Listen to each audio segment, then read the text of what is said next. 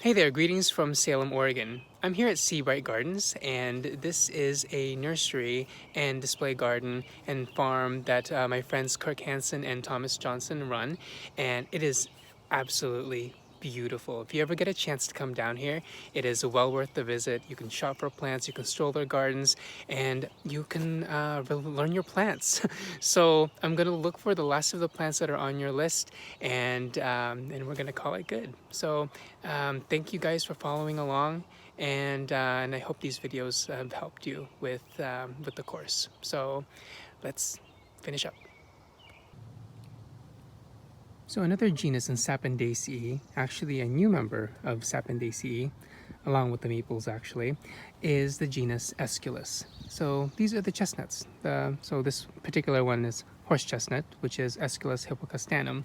And so this genus, Aesculus, used to be in Hippocastanaceae, but I guess it's in parentheses in your list. So I don't know if either or what it's technically supposed to be, but anyway, it's a really distinct and recognizable plant in the landscape.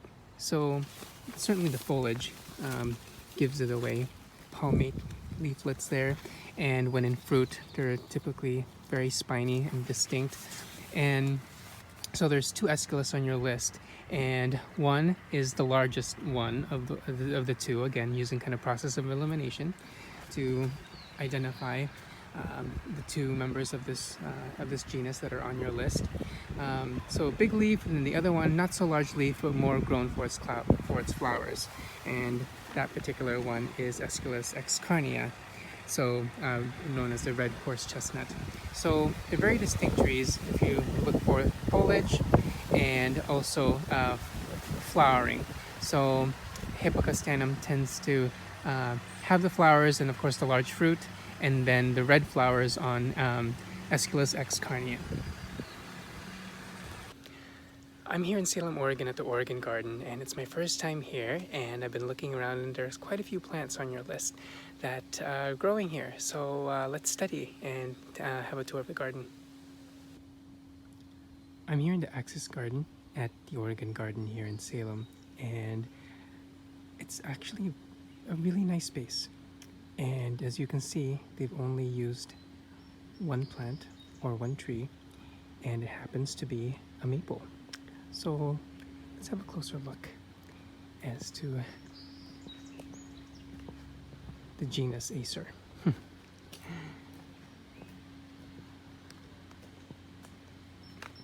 So characteristic of Acer to look for is opposite leaf arrangement. You can kind of see that there in the branching of the two stems there, directly opposite from one another. You can see that in the leaf arrangement as well.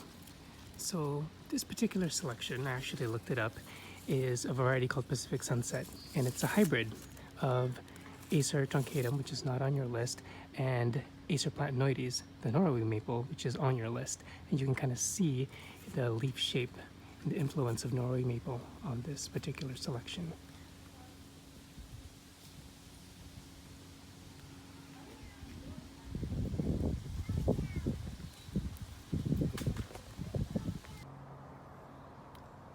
Let's look at one of our Pacific Northwest natives. This is Acer circinatum, the vine maple. So it's probably one of my favorite native plants to utilize in the landscape because of its many wonderful qualities. And first quality is its size. So most maples tend to be trees. Acer circinatum is more of a large shrub, which can be trained into a small tree. But I love its many qualities, including the circular leaves, hence the name, circe, circle, and also the fall color. The wonderful fall color that this species has is quite remarkable. I think one of the most recognizable members of Acer is the paper bark maple. This is a beautiful example of it. So this is Acer griseum, and if the bark and the trunk weren't enough to help you identify this tree, you have to look at the foliage. I wanna buy your truck. It's not for sale. Anyway, so if you look closely at the foliage, it maple-like in resemblance, but you notice the leaflets, how they're divided. So it's not like a whole divided lobe leaf that you would typically like with a maple. It has leaflets. So that, of course, and the beautiful, beautiful bark that it has, gesundheit. We should be able to identify this, no problem at all. Here's just one beautiful, beautiful cultivar of Acer palmatum. Even during the growing season, of course, maples are known for their beautiful fall color, but here in early summer, certain varieties will express colors just depending on type and selection, and it's absolutely striking. This particular one is Tsumagaki.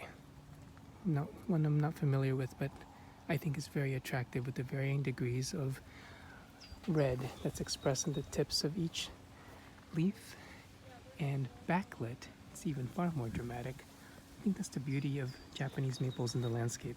You have a wide variety to choose from, and if you know what you're working with and place it just right, it can be outstanding in the landscape.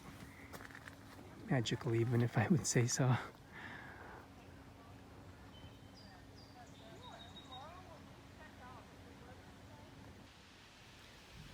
So let's look at the different forms, or discuss at least the different selections and varieties of Acer palmatum. So on your list, you've got Acer palmatum variety Autoproporium, which is kind of the purple form, and then you've also got Dissectum. And so to kind of differentiate the two, because of there's so many different hybrids and selections out there, if you were to be quizzed on Dissectum, simply look for a highly dissected selection, very similar to this. You can see that the foliage is much finer. Normally Dissectum would be much thinner, and I'll see if I can find another one to show you, but even if you look at this selection, see each lobe it's very deep, so they almost look like leaflets. So these almost look like pot leaves actually, but really beautiful. So straight up palmatum variety Autoproporium is basically one entire leaf but lobed, but Dissectum will have the sinuses go down far deeper, close to the petiole, so you'll have almost individual leaflets with Dissectum.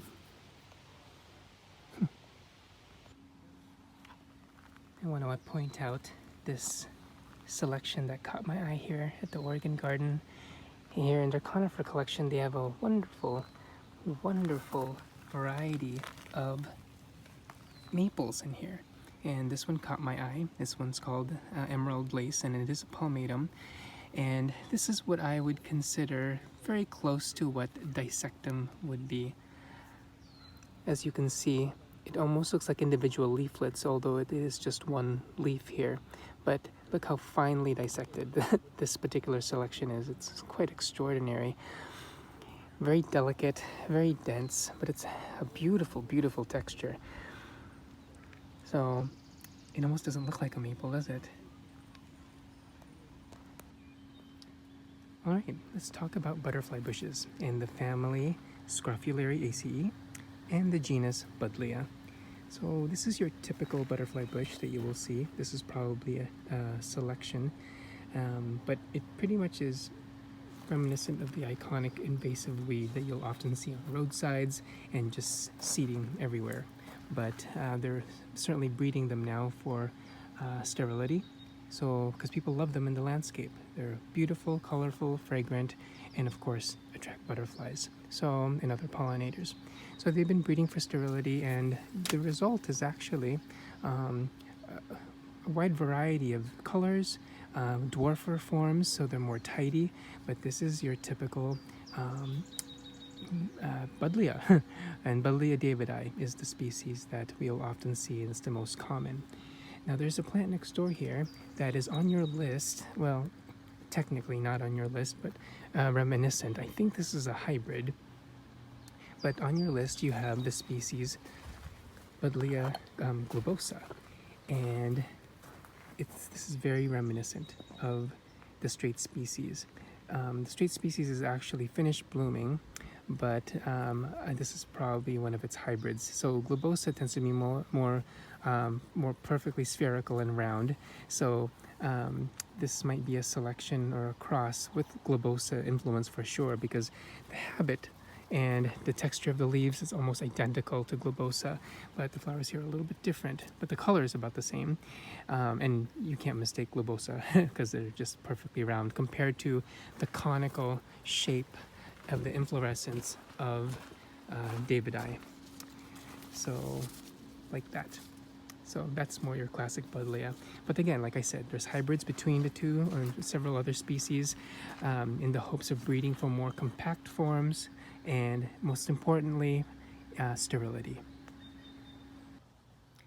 I want to introduce you to the family Theaceae. And the most popular member of Theaceae probably has to be the genus Camellia. And camellias, of course, are broadleaf evergreens, but they have relatives in the deciduous realms, and this is it. Well, one of them, I should say. This is the genus Stewardia, and this is Stewardia pseudo-camellia, actually, so false camellia. So if you look at the flowers, they are your typical, they're like little camellias, basically. Multiple petals, many stamens, almost reminiscent of Rosaceae. It looks like a little miniature rose, but of course it does not have the 5 parts that Rosaceae will possess. But yeah, let's look at this plant a little closer, because it has many qualities that are quite attractive, and a lot of those qualities are actually within the bark. Now, this particular tree is actually quite young still, but as it matures, this bark, you can see it flaking. It has a beautiful texture, but as it matures, it becomes almost this mottled marble like quality to it. It can be quite smooth and have a very beautiful subtle pattern. So that's one of its qualities on a mature plant. And of course, the foliage too is actually quite attractive, as we've seen before. You can see the beautiful buds, and then of course these all open up to reveal their really striking flowers. This particular form seems to have, I've seen the flowers much larger actually, so I don't know if this is a wild collected form or a form that's meant to be like a dwarf selection of it, because they can be fairly large trees. But so I don't know. But also another thing I'll point out too, oh, the buds are so pretty, are the last year's seed capsules. Like, just like broke it off. Okay, let's zoom into one and look at it closely. So you can see they're quite persistent, very pointy, and so yeah, really beautiful tree, and very useful in the landscape. It doesn't get too large. Now, another species of, I'm just gonna walk away because there are people behind me. Another species of Stewardia that is on your list that you might encounter is Stewardia monodelpha. So very similar in terms of growth habit, but they are actually, monodelpha actually has much more striking bark. So I'm going to zoom in here. So we'll pretend this is monodelpha. Monodelpha will often be either single trunk or multi-stemmed, but have a much distinct modeling and pattern on the bark. So yeah, I don't think they have one here, but yeah, just wanted to introduce you to the genus and the family Theaceae and the genus Stewardia. So I'm here at a nursery for the next plant, and it is in the family Thymilaceae, and this is the genus Edgeworthia. Edgeworthia is a member or a relative of the Daphne, and so it blooms in the winter, and they have yellow flowers that nod down that are wonderfully fragrant, like Daphnes are scented, but the scent is different. But obviously it's not blooming now, but I want you to pay attention to the structure of Edgeworthia. This is Edgeworthia chrysantha. So brown stems, and this is known as the Chinese paper bush. It's its common name. So the bark is actually used to make paper, And but I want you again to pay attention to the growth habit of the plant. It forms sort of a vase shaped and sort of bare in the middle, and then of course the canopy of foliage, which will drop in the fall, exposing the buds that'll eventually open into these clusters of yellow flowers that are wonderfully fragrant. So yeah, it's a beautiful plant, I think, even when not in bloom, but of course the highlight is during the winter.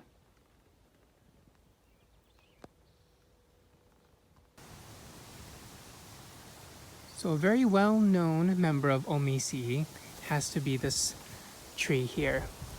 This is Zelkova. And Zelkova, at first, from a distance, you think, oh, it's another green, large tree. But if you look at it closely, you'll get familiar with its shape. And the species name, serrata, really is applicable. If you look closely at the margins of the foliage, you can see why it gets that species name. So let's look at the plant as a whole. This one's fairly mature. Again, very common in the landscape.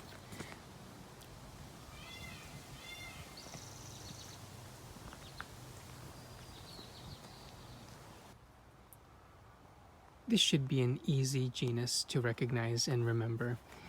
So the genus Vitis in the Vitaceae are the grapes.